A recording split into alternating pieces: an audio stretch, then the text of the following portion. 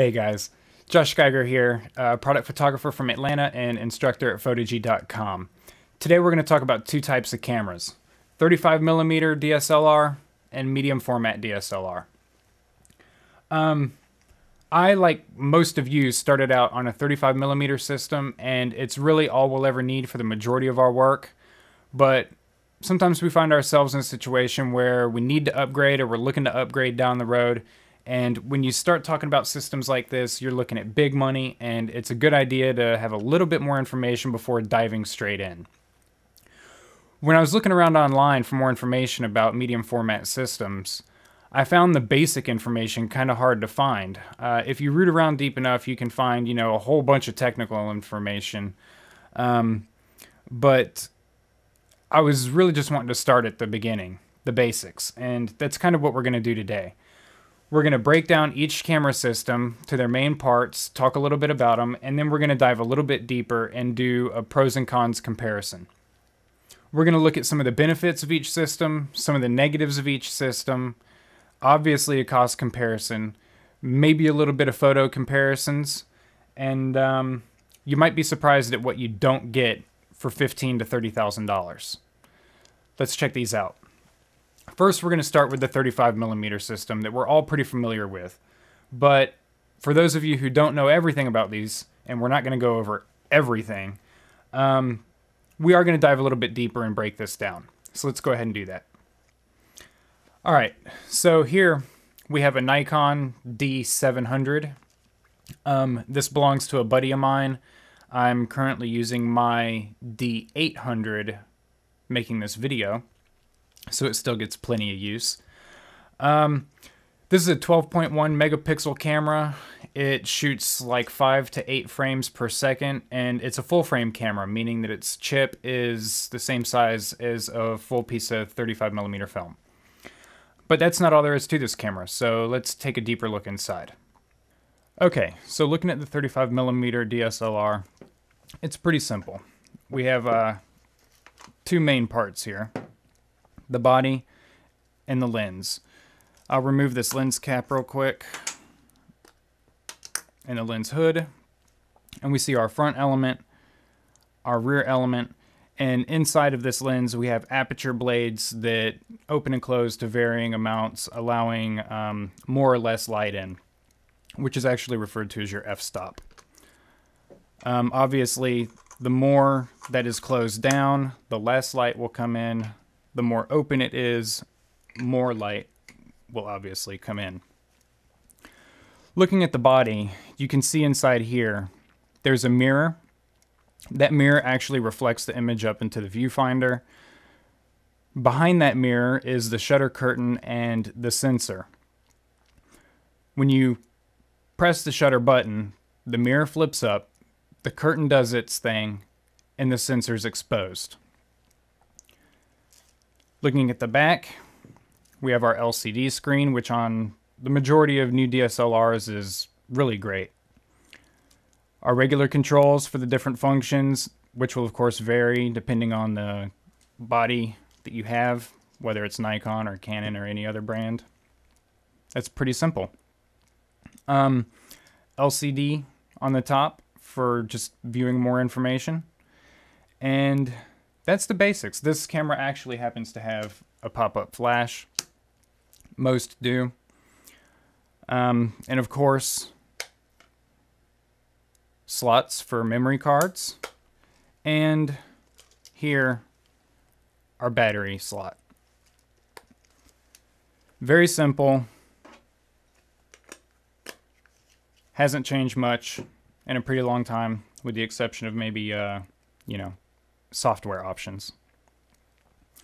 And that's it. Moving on from this, we're going to take a look at the medium format system. Okay, so now that we've seen the 35mm system, we're going to do the same thing to this. Here we have a medium format DSLR. The body is a Mamiya 645 DF. They also make a DF Plus. And you'll notice too that you see cameras that look just like this that say Phase 1 on them. Phase 1, I believe, purchased Mamiya Leaf. And So they produce the same bodies with, you know, the different name on them. I think now they might actually all be phase 1, but it's the same camera. Here we have the digital back. This is a Leaf Aptus 210. It's 56 megapixels, and the chip in this is a little bit wider format than is typically found in other medium format digital backs. Also, you'll notice that the battery on this is external. On newer backs, a lot of the batteries are internal, which is kind of nice. And it also helps with some weatherproofing. I'm not sure. I think they have some weatherproofing digital backs. Not positive. Anyway, that said, let's take a deeper look inside this. What I'm going to do first is just go ahead and break these pieces down, and then we'll talk about them individually. So, getting started. I have here a Really Right Stuff L bracket on here. So I'll remove that, and then I'll remove the battery so we can just set this down flat, make it easier to deal with. If I can manage to get this piece on here. Oh, that would help, wouldn't it? Okay. So, first let's take off the lens. It's a little bit different than we're used to on the 35mm systems. Normally you'd have a button on either side of the lens that you would press and rotate the lens off. Here, the button is actually over here, which is actually kind of dangerous because I'm always afraid I'm going to hit that, which is partially why I keep that L bracket on here. It kind of blocks that. But anyway, moving on. Let's take that off for a second and put the cap on. And then our body.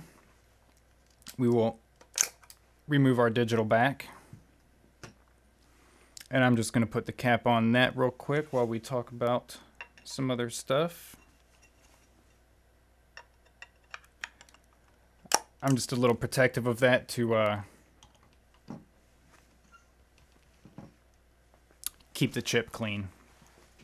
So, looking at this body, obviously it's bigger than the 35mm body, but the first thing we notice is we can see straight through it.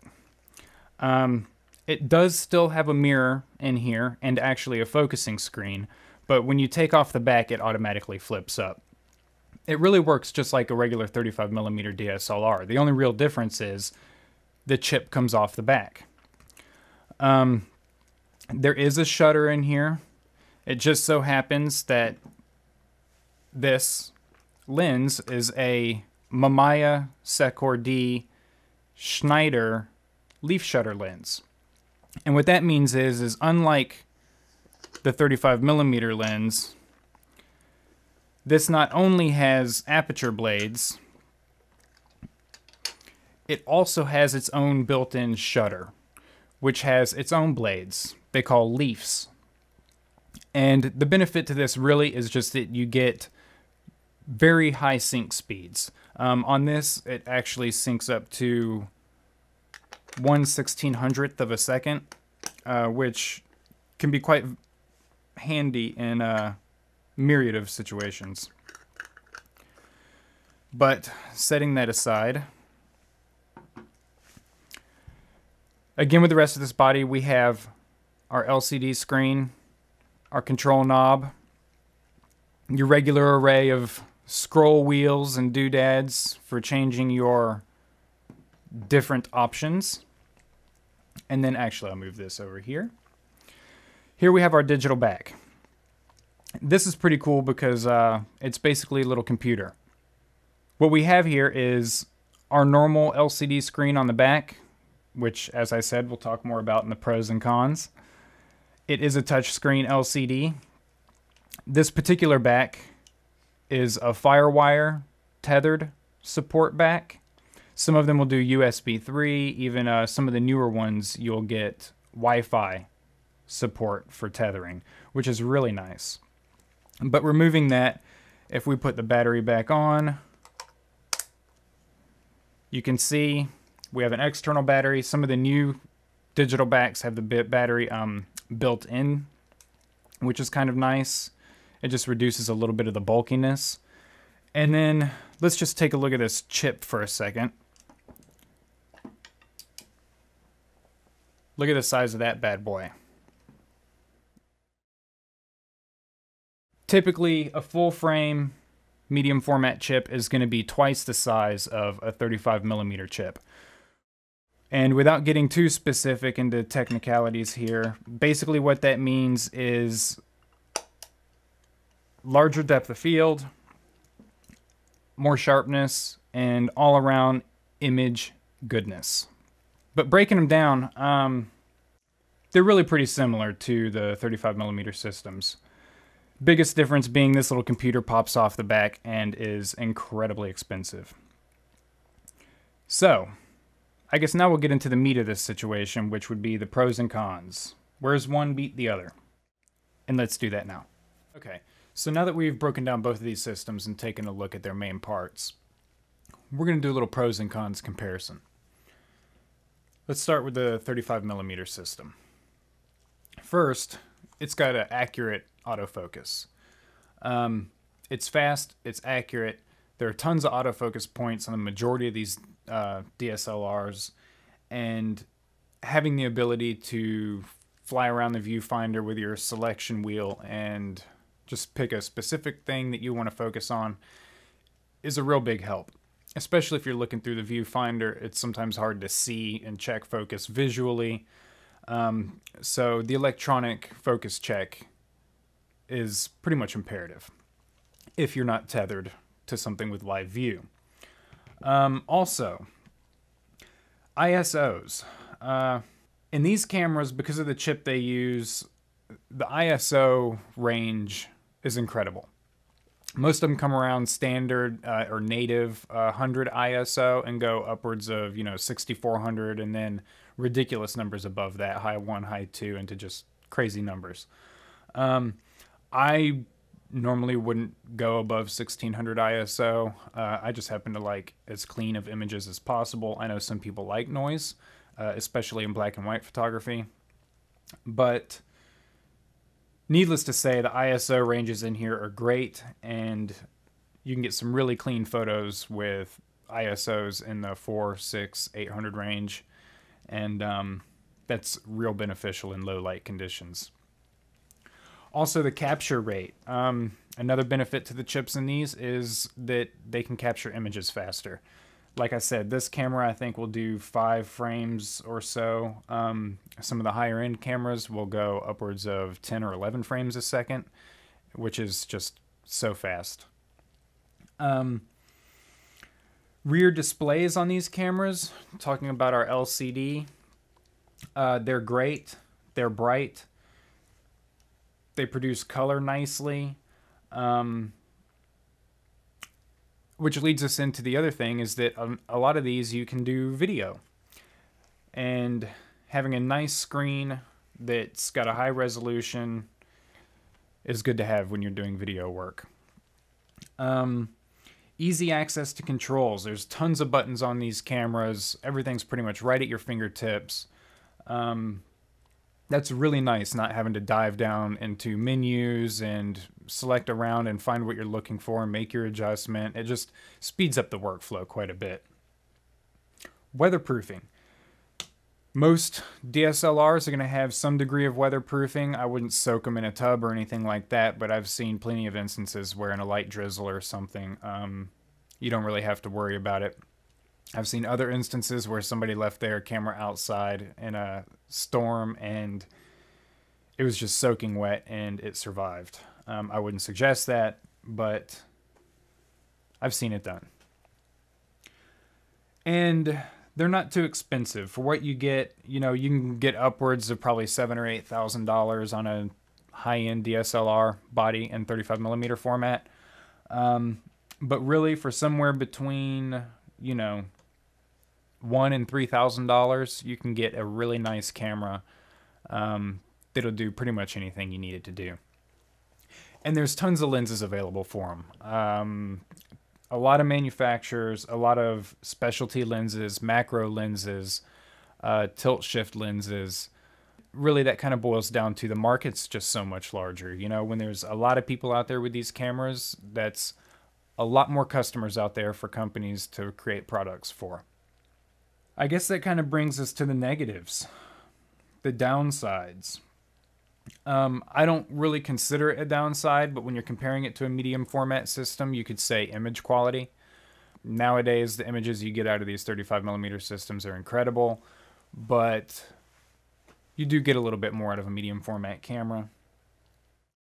They're difficult to clean. As we saw earlier, when you break one of these down and you look inside, you know, if you want to clean the sensor, you got to lock the mirror up and then get a light so you can see what you're doing down there, and, you know, special tools, and there's oil in there for the mirror to flip up and stuff, and you don't want to touch anything and smear oil inside, and it's just really kind of a hassle to get in there, and most people actually suggest that you just have them done professionally. I'd call that a downside. And I guess probably least of the worries is if you're dealing with high-end clients or something like that, they're just not that impressive. You know, a camera's a camera's a camera, but if you're dealing with a client that's used to walking in and seeing somebody using, you know, either large format cameras or medium format DSLRs, and they come in and they see a 35mm DSLR, it doesn't mean you can't do the job right or produce the images they want necessarily, but it might make them feel not as comfortable as they were when they originally hired you for the job. But I wouldn't let that hold you back. That's not reason enough to upgrade to a medium format system. That said, I think that's probably all the cons that I could come up with on these things. They're just great little cameras. Wonderful. And I guess we'll move on to breaking down the medium format. Let's go. Okay, so now we're going to do the same thing with the medium format DSLR. First, the pros. I would think that the first pro that I have with this is if you're going to work a system like this, you have to have a digital back. And by having the digital back, you have more versatility, because one thing that we know is you can take the digital back off and put it on a technical camera. That just opens up, you know, the possibilities of what you can actually do with the equipment. And that's just amazing. Of course, the image quality, you're dealing with a sensor that's twice the size as a 35mm sensor, and that's going to produce shallower depth of field. It's going to capture more light. It's going to be sharper. And of course, that's all the stuff we're going for. But what it also does is provides more color information, more accurate color representation, larger dynamic ranges, you know, from the blacks to the whites. You know, you're looking at 12, 14 stops of dynamic range, and easy to clean. You know, when you take that back off, that chip's sitting right there. You just get your swab, wipe it, clean it up, brand new. Of course, you know, it's impressive. That's just kind of a little ego-driven thing there, I guess. And you have great lenses available on these things. Now, you don't have the range of lenses like you do in here, which will go in the con list, but the lenses you do have available for these are superb. They're sharp, they're crisp. You have the leaf shutter options in some of the lenses. They're just magnificent. And of course, another thing that's not necessarily a benefit of the camera itself, but when you get into a system like this, is the customer service you get from the company that you purchase from. I don't know about all of the, you know, different companies and plans available and stuff like that, but I know that if something goes wrong with this camera, I can have it taken to the shop. I'll get something to use in exchange for it. It'll be taken care of in no time and shipped back to me. I've heard some horror stories, of course, on both sides, and you can't win them all the time. But I have heard a lot of bad things about new models and cameras that come out. In the 35mm world, my D800, when it first came out, had some issues, and luckily I ended up with a model that came out after those issues were taken care of. But I haven't heard of that many issues out of medium format systems. I would think that's mostly because when you have a customer forking out that kind of money, the last thing you want is for them to be angry with you because you didn't give them a functioning product. That said, I'm only saying that because I personally haven't heard of any of those issues. And then I guess we'll get to the cons, the bad sides. And you might be surprised at some of these. A, they're super expensive. No kidding, no surprise. The lenses, super expensive. Maybe a little bit of a surprise, but I guess it should have been expected, right? Working with these, you have a single focal point. Unlike these, where you look through the viewfinder and you have a ton of little boxes, an array to choose from, and you can flick it around in there and get whatever you need. In here, you have one circle in the middle of the frame. That's your focusing point. You do have the ability to kind of decide where it's going to weigh, you know, where it's focusing. So on like the edges of the focusing circle or the center of the focusing circle, but you can't move it around the frame. And when you're shooting something like this with a shallower depth of field, that becomes even more difficult, because if you have to, say, focus and recompose, you got to be really careful doing that, because the slight change in your recomposition can completely blow your focus. So it's not the easiest thing in the world to deal with. Of course, again, if you're shooting tethered and you have a live view, say in Capture One or some other similar program, it becomes less of an issue. ISO capabilities. Basically, I wouldn't use this camera on anything over its native ISO, 100. If I have to, I might put it on 200. But like I said, I like clean images, but these things produce a lot of noise. I think it might go up to 800 ISO, and it's just completely unusable. So you're not going to be using these for sporting events, low light situations, you know, some soccer in a field at night of your family. You're definitely not going to be getting photos with this guy. You're going to want to take something like this with a long, wide aperture lens and just have a blast. And capture rate, you know, on these we were talking about 5 frames a second, upwards of 10 or 11 frames a second. Something like this, you're looking at 1 frame a second. Maybe 1.05 frames per second, something like that. But they're slow. And I think a lot of that has to do with just how long it takes to process such a large image file. It's not really that big of a deal for the kind of work I do if you're a still life photographer or something like that. But you know, if you're shooting, say, high fashion or something, and you've got a model there's just a whole bunch of energy and she's going through these tons of poses, and you want to be able to capture as much of that as possible, this you're not really going to be able to do that with. You know, it's going to be click, click, click, and that's about as fast as it's going to get. The LCD screen on the back of these cameras. I'm not going to say this about the new ones, because some of the newer ones, the Credos and the IQ 240s or 280s or 260s or whatever they are, probably have really nice screens on them. I haven't had my hands on one yet. But I do know that the older digital backs, or even some of the newer versions of older models, like the Aptus series from Leaf, the screens just aren't very good. You get a lot of banding and gradients and stuff like that for color representation, and it's just kind of difficult to deal with. The touch screen is nice, but you end up with fingerprints all over the screen, and I find myself having to wipe it constantly. And no built-in live view. Some of the newer ones do. Like I said, some of the Credos and the IQ series from Phase have live view built in. And I can tell you that would definitely be at the top of the pro list if I had one of those. But as of right now, it's got to sit on my con list, because it's in the majority of the older, more affordable digital backs that you find the lower quality screens.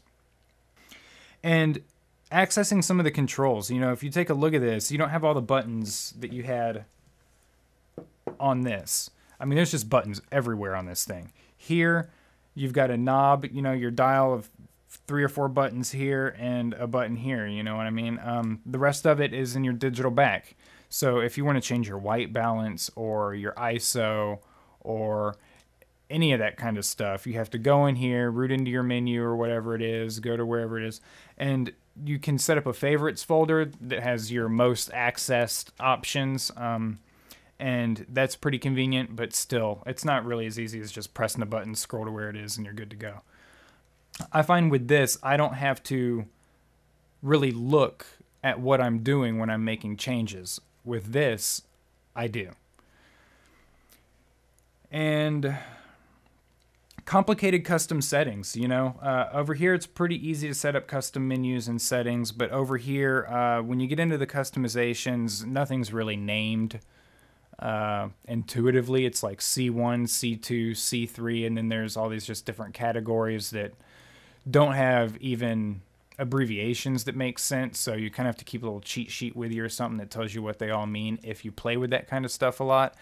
I find myself not doing that. I tend to just keep it in manual, 100 ISO, and then I'm just messing with shutter speed and aperture, and even shutter speed not that often because I'm using strobes, and I typically keep it at max sync.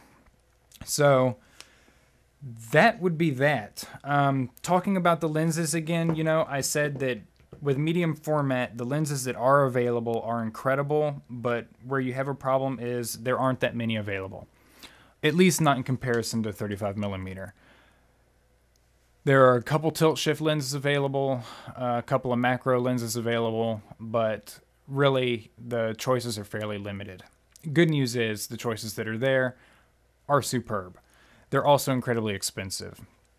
I think, say like an 85mm tilt shift lens from Schneider, or, well, let's go with Nikon, which is pretty much just as good. It's 90mm from Schneider, I believe. The 85mm tilt shift lens from Nikon is going to run you a couple $1,000s, and that's expensive, but it's a great lens and it will do what you need it to do. However, on medium format, the 90mm Schneider tilt shift, 120mm Schneider tilt shift lens is, depending on where you get it, going to run you somewhere between $5,000 and $6,500. That's pretty expensive. Likewise, just regular, leaf shutter macro lenses, 120mm from the same company, you're looking at $4,000-ish, $4,000 or $5,000. So it's very expensive, but you do get the quality out of that. And that pretty much wraps it up for this pros and cons. When I only had my D800 system and I was dreaming about having a medium format system, I kind of expected that if I was going to fork out that kind of money, everything would just be better. All the options that you had in this would transfer to this, and it would just do the job better. Maybe even provide me some new trickier options that weren't previously available in this kind of system. That turned out not to be the case. Actually, a lot of the things that are available here are not available here. And when they are available here, in a handful of instances, they actually don't perform as well as they do in the 35mm system. So, as I said at the beginning of this, you might be really surprised at what $15,000 to $30,000 won't buy you. In a future part of this series, we are going to compare a medium format DSLR system with this digital back on a Cambo Ultima monorail camera. And we're just going to compare the pros and cons of using both of those systems. Obviously, using the large format system is going to slow things down a bit, but it might get us some really nice results that we don't expect to. We'll see. I've been Josh Geiger with Photog.com, and we'll talk to you later.